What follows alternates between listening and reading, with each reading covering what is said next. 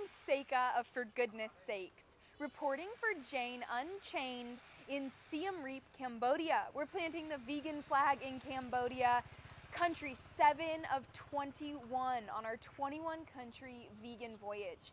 This evening, my husband and I are dining at a beautiful vegetarian restaurant called Banlle, but it is vegan except for one page in the back that has some vegetarian options. Come check this place out. You can see as you walk in, there's an archway that will soon be covered completely in vines in this lush area where things grow so much. You can see they've got a garden out in front of their restaurant and a very modern and low-key feel inside the space as well. Tonight we're doing the vegan tasting menu where the chef has prepared 5 courses for us to try, and they have very unique flavors. Some of his training was done in Europe, and he of course is a Cambodian national who is mixing in his experience of cooking in Cambodia as well. So it is a Cambodian fusion menu. Really excited to show you guys what we try. We're starting, the first course is Sea Inspiring, a sea salad that is of course completely vegan. And I know what you're thinking, this isn't a real shell, this is actually a clay design to look like a shell. It's seaweed salad with young palm fruit, avocado, soybean, and fresh herbs. It's got an adorable design. There's some corn in there too. Really fun flavors. I'm tasting a lot of seaweed. It's got an Asian flair to it. Definitely tastes like something I would have that mixes a lot of flavors together. It's a really delicious dish. For the second course, we have a vegan proctus, which is originally a age-salted fish pickle. So that's what we're working with. What we've got right here is we're gonna start, so this is designed as a crudité to eat a little bit of everything together.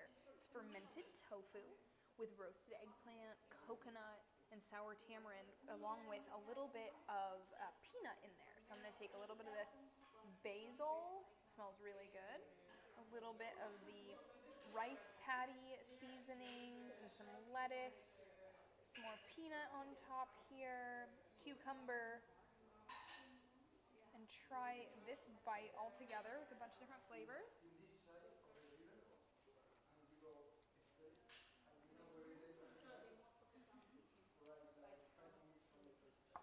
This is warm, the center item.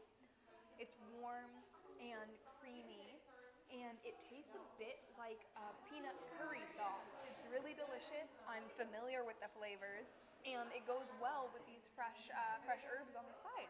Cool dish. Next course is a cabbage wonton soup. We've got a clear mushroom broth, and you can see that the cabbage makes up the wrap for the mushroom inside of this little wonton. The broth smells like a cabbage soup with some additional herbs and spices in it. Really, really delicious and fragrant. I'm gonna give this wonton a bite and try not to just devour the whole thing at once.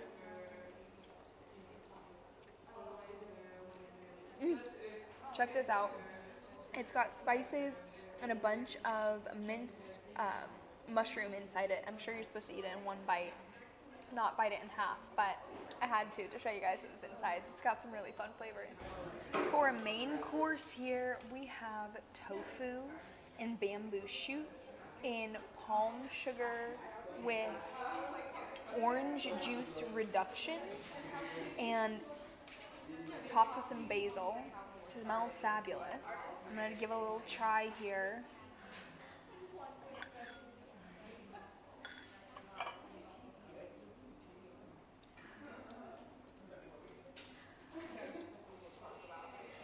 It's tangy, it's sweet, the tofu is nice and hearty, and combined with the steamed rice, it's got a really kind of complete flavor to it. Finally, we have the Drunken Vegan Chocolate Mousse. So it's served in a martini glass because it does have a little bit of alcohol in it. It's got some gold rum in there, chocolate mousse, fresh fruit salad, and basil seed. You can see all soaked up and juicy on top. I'm a sucker for chocolate. I'm gonna grab a little bite of this. Wow. The sweet, dense chocolate mousse is fabulous. And it's mixed with, like, there's even a passion fruit in there, which is really tart. And the mint, all of it comes together. I wouldn't have thought to put these flavors together, but they're really fabulous. I'm here with Chef Paula. I'd love to hear a little bit more about why you created this vegan vegetarian restaurant. Hello, well, my name is Paula and I'm the owner and the chef of these restaurants.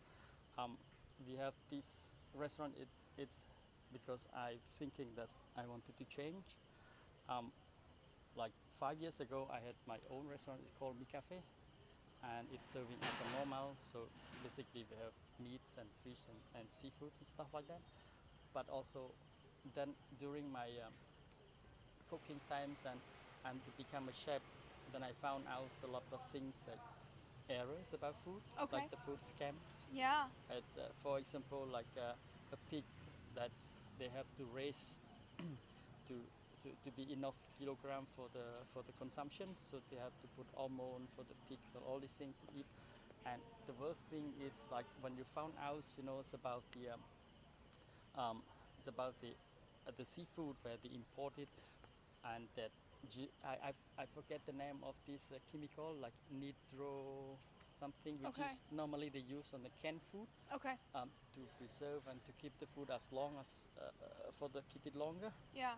But now they the use for the also for the dead people, where they're making the funeral or thing Wow. like that. And in Asia, because of we don't have the standard of the controlling the food, Okay. so they use all those powder to the seafood, which is to keep it freshness. And you imagine that in Cambodia, it's very hot and they have no proper fridge to keep all those things, so it's very toxic. Yep. So on the very bad, clever way, and that how they use this to human to eat. So I found a lot of things about that. This is just a few cases that I explained to you, Yeah. but there's more and more. Wow. So I am thinking and considering to change.